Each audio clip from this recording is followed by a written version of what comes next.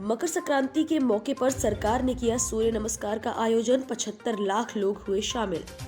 केंद्रीय आयुष मंत्रालय ने मकर संक्रांति के मौके पर 75 लाख लोगों के लिए वैश्विक सूर्य नमस्कार कार्यक्रम आयोजित किया। इस दौरान केंद्रीय मंत्री सर्बानंद सोनोवाल भी सूर्य नमस्कार करते हुए नजर आए। उन्होंने कहा कि मकर संक्रांति के अवसर पर हमने सूर्य नमस्कार के कार्यक्रम का आयोजन किया।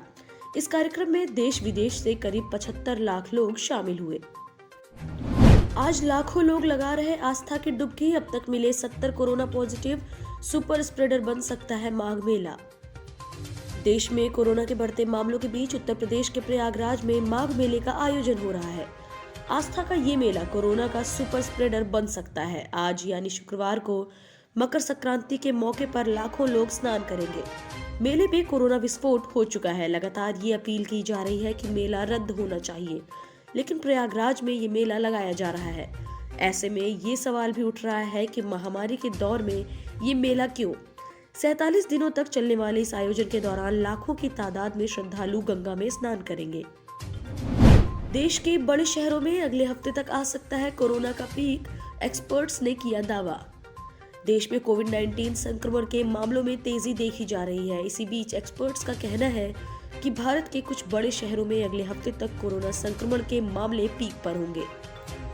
तेजी से बढ़ते संक्रमण के बीच विशेषज्ञों ने अगले हफ्ते तक दिल्ली और मुंबई जैसे शहरों में कोरोना के मामलों के चरम पर पहुंचने की आशंका जाहिर की है।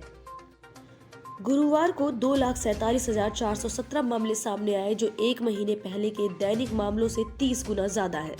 देश भर में डेल्टा वेरिएंट की जगह ओमिक्रॉन वेरिएंट से संक्रमण तेजी से बढ़ रहा है। उत्तर भारत में आज घने कोहरे की संभावना, कुछ राज्यों में बारिश और बर्फबारी संभव। मौसम विभाग ने अगले 2 दिनों के दौरान पूर्वी और आसपास के मध्य भारत में बारिश की संभावना जताई है। इसके बाद बारिश काफी कम हो जाएगी और अगले 4-5 दिन उत्तर भारत में बहुत घना कोहरा रहेगा। एक पश्चिमी विक्षोभ 16 और 17 जनवरी को उत्तर पश्चिमी हिमालय को प्रभावित करेगा और दूसरा पश्चिमी विक्षोभ 18 से 20 जनवरी तक उत्तर पश्चिम भारत को प्रभावित करेगा। बंगाल रेल हादसे में 7 लोगों की मौत, 45 से ज्यादा घायल। आज घटनास्थल पर जाएंगे रेल मंत्री। पश्चिम बंगाल के जलपाईगुड़ी जिले में गुरुवार को बीकानेर गुवाहाटी एक्सप्रेस ट्रेन के 12 डिब्बे पटरी से उतर गए और कुछ डिब्बे पलट गए। इस हादसे में कम से कम 7 यात्रियों की मौत हो गई और 45 से ज्यादा घायल हो गए। रेलवे अधिकारियों के अनुसार 6 डिब्बे बुरी तरह से क्षतिग्रस्त हुए हैं। दुर्घटना के समय ट्रेन में 1053 यात्री सवार थे। दुर्घटना स्थल गुवाहाटी से 360 किलोमीटर की दूरी पर है। बोरिस जॉनसन पर प्रधानमंत्री पद छोड़ने का दबाव बढ़ा। भारतीय मूल के वित्त मंत्री ऋषि सुनक बन सकते हैं ब्रिटेन के प्रधानमंत्री। बोरिस जॉनसन पर प्रधानमंत्री पद छोड़ने का दबाव बढ़ गया है। ब्रिटेन की एक प्रमुख सट्टा कंपनी बेटफेयर ने दावा किया है कि संकट से घिरे बोरिस जॉनसन जल्द ही प्रधानमंत्री पद से इस्तीफा दे देंगे। इसके बाद भारतीय मूल के वित्त मंत्री ऋषि सुनक उनकी जगह ले सकते हैं। ओमिक्रॉन वेरिएंट काफी कम गंभीर, डेल्टा की तुलना में मौत की संभावना 91% कम, सीडीसी का दावा। ओमिक्रॉन वेरिएंट कोविड-19 के दूसरे वेरिएंट्स की तुलना में काफी कम गंभीर है। US centre for disease control and prevention की एक रिपोर्ट में ये दावा किया गया है कि डेली मेल की रिपोर्ट के मुताबिक डेल्टा वेरिएंट के जोखिम की तुलना में ओमिक्रॉन के कारण अस्पताल में भर्ती होने का जोखिम आधा है। ट्रेन में बिना मास्क यात्रा करने वाले यात्रियों के खिलाफ महाअभियान, वसूले गए लाखों के जुर्माने। कोरोना के बढ़ते मामलों को देखते हुए मध्य रेलवे ने सरकारी दिशा निर्देशों के अनुसार ट्रेनों और प्लेटफॉर्म पर मास्क न पहनने वाले यात्रियों के विरुद्ध अभियान को तेज कर दिया है। बीते 12 जनवरी को मध्य रेलवे के स्टेशन पर मास्क न पहनने के लिए 256 व्यक्तियों को दंडित किया गया।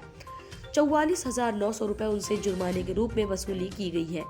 वहीं जनवरी 2022 में अभी तक कुल 2,293 व्यक्तियों को मास्क न पहने पाया गया और उनसे 3,93,000 रुपए का जुर्माना वसूल किया गया है।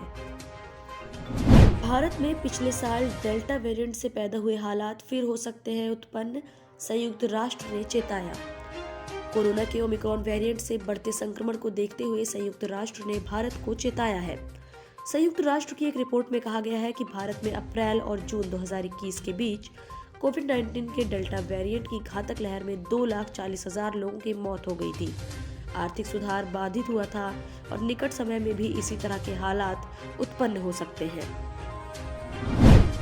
पंजाब कांग्रेस के 9 विधायकों का नाम कटना तय, सीईसी की बैठक में 50 उम्मीदवारों पर लगी अंतिम मुहर।